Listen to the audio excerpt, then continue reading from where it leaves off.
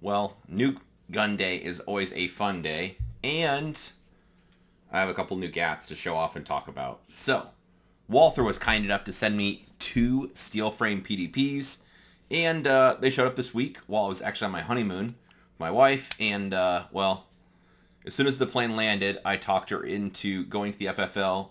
She sat in the car. Don't worry, I cracked the window. That way she wouldn't get too hot in the car. And got all the stuff completed. So anyway, brought these two bad boys home. So what Walther sent me is a 4-inch compact PDP steel frame.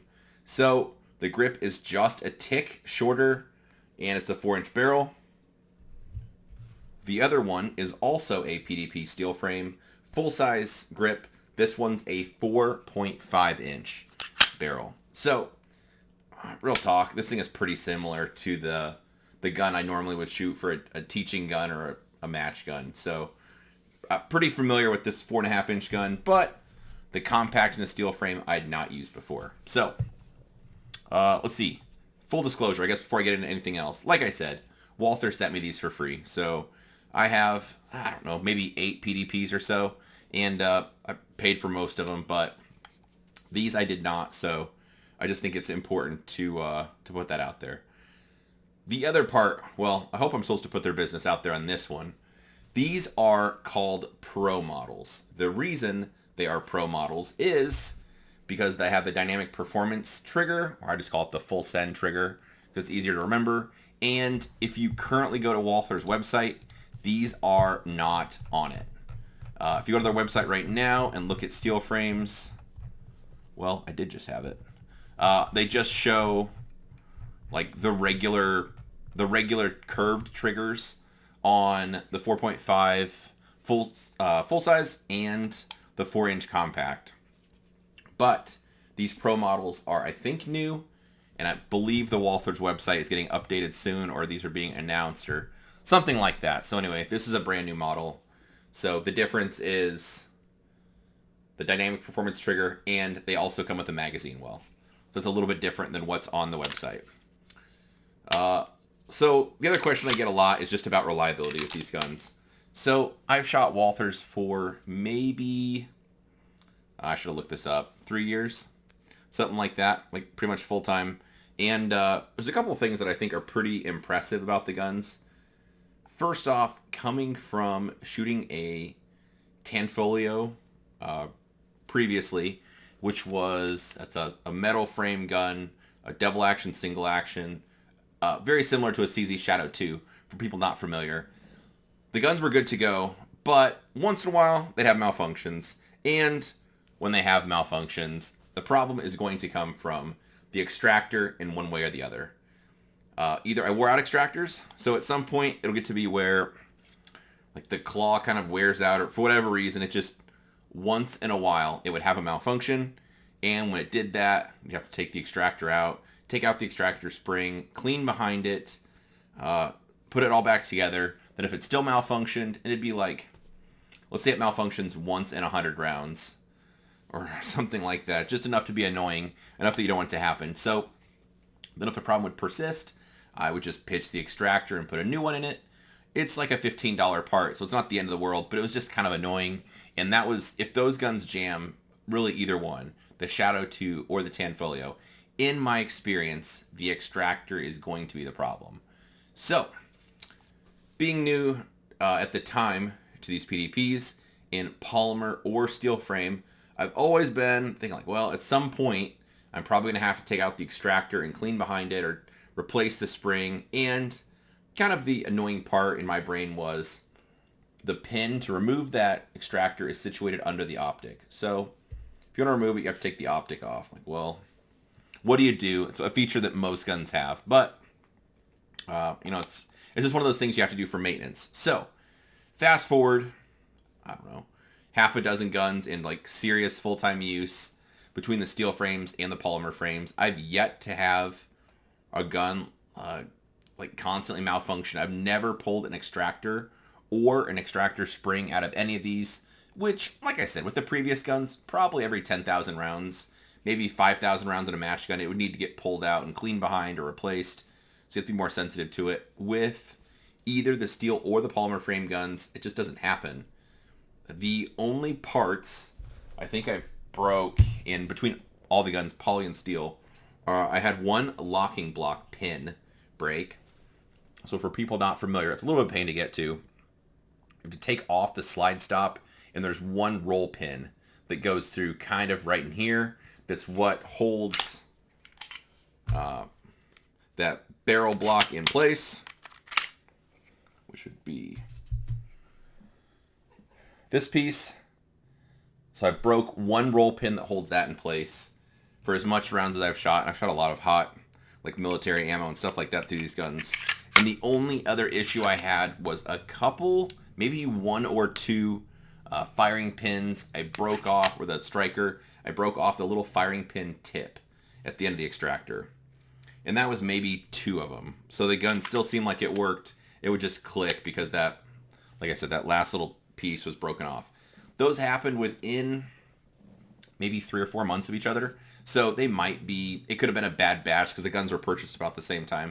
I don't know, but haven't had an issue since. So maybe that was just a fluke or something like that. Otherwise, for, like I said, poly and steel guns, as much as I've shot them, between the match guns, the training guns, got them super hot, shot a lot of like hot hollow point ammo, ball ammo, military ammo, you know, just a mix of everything. No issues as far as anything else breaking or malfunctions. So the guns have been quite good for me. Let's see. So anyway, that's a question I get asked a lot is like, long term, are the guns good to go, or what spare parts do you need? And yeah, I mean, having spare parts for guns makes sense for these. I don't really know what to tell people to buy because I don't really break stuff. I'm still in the fan of just having like a match and a practice gun. That way, if something does break, you got a second one. But like I said, on these, I just don't break stuff. So I'm not sure what to get. Maybe a backup striker would make sense. But I haven't broken like anything else that I would know. Like it would be repairable in the field anyway. So anyway, talking specifically about these guns, the other part that's a little bit new to me or I don't use is the magazine well. So both these guns have Walther's Magwell, and they both came with magazines, kind of, I think, designed around that. So with the compact, this has an 18-round magazine, but a little plastic sleeve around the bottom that looks like it's just part of the base pad, just with a little bit taller sides. So made to accommodate that Magwell. And anyway, that seems to be fine. For the full-size gun, this comes with a little, I think it's a +2 extension. So they're 18-round mags, and I think this gets them up to 20 or maybe 22, but I'm betting it's 20. And so anyway, that basically rounds out the guns. Otherwise, for people not familiar, for every Walther gun, you get one free plate. So you go to their website. I never know what the link is, so I just basically Google like Walther PDP plate order, and it'll show up. But anyway, you basically punch in the serial number for the gun, pick which pattern of plate you want, depending on the optic, like RMR, Delta Point Pro, one of the Seymour patterns, whatever. And they send you one plate for free per serial number. So anyway, that's been pretty good. I like the Arise plates, but I mean, people work hard for the money. The plate that comes with the gun for free is good to go. So as this gun sits, you could just get a free plate from Walther with whatever pattern you want and mount an optic and be good to go. You don't have to change anything else unless you want to get higher capacity magazines or change out like the base pad situation, depending on competitive shooting or whatever you're going to do with it. Otherwise, like I said, these have been like extremely good pistols for me. One thing, well, I asked my Walther guy just because I was curious if it was luck of the draw or if they changed anything. This gun, specifically the 4.5-inch gun, has a trigger better than any of the other Walthers I've got. I asked him if it was, like if they changed anything or luck of the draw, and he's like, nah, it's probably luck of the draw. But I mean, they're normally very good, but this one is crisp and light. This is like sub 3 pounds. So anyway, that's pretty fly. That frame might end up on my Parker Mountain Machine dual port comp slide at some point. And the trigger for the 4-inch gun, the compact, is still same deal, super light. So you see very little before you get to the wall. Very crisp. Short reset, all that stuff. So anyway, if there's one thing people brag about with the Walthers, it is the triggers, because they are quite good. So, what do I plan to do with these bad boys? And this is the fun part. I'm going to let you guys pick what parts go on them and how I set them up, and then I'm just going to shoot them a ton and report back with how the parts you chose ended up. The only thing I kind of have my mind made up on is the optic. I can't talk about it yet. It'll be redacted for now, but I was sent some optics that are going to come out. What even month is this? This is September. Later this month. By the end of this month, you'll know what I'm talking about. But some optics that are coming out. So I've got 3 different types of optic from a manufacturer to test out. So I'm going to test out those optics on this gun. So if I post pictures or talk about it, I'll have to get the optic covered up, I guess, because we didn't sign an NDA, but I don't want to get yelled at or in trouble. So I can't talk about the optics that are going to go on it, but everything else is entirely up to you guys. So which grips would you like me to use? Do you want the Magwell on or off? Do you want me to change the recoil springs in these or leave them factory, and any other parts you want tested? The Magwells, I was kind of tempted just to leave on because I took them off my other pistols. The reason for that is I normally, if I'm going to use the guns in a match setting, it'd be USPSA carry optics, and magazines wells are not allowed for that. So normally I take the Magwells off as soon as I get it, but these might just get left on. I think makes sense. Each of these guns, I should have mentioned, came with 3 mags that are all identical to the one I showed you. So I have at least 3 mags for each gun, but obviously the base pads I've got on other mags I'm sure would work fine, but I'll have to test that. So do you want the Magwell on or off? Do you want a different recoil spring or leave it factory? Normally I put the ZR Tactical 15-pound springs in my full-size guns, and I normally don't even shoot the guns until I have those installed, or if I order the gun, I just order the spring, so I have it here. So I'm kind of tempted on this 4.5 gun to either shoot it factory just to see what I think, or I thought about, my friend Nick Young said if you put the long stroke guide rod in this one, it makes it feel more like a 5-inch gun due to how far the slide travels. So I considered that, or I considered just leaving it factory. But if there's a different recoil spring, guide rod setup, whatever that you would like me to try, just drop it below. As far as the grips go, I'm open to ideas on that also. Normally, my go-to is just take the factory grips off, mail them to my friend John, or ask him to come visit and just bribe him with booze and have him do silicone carbide on those.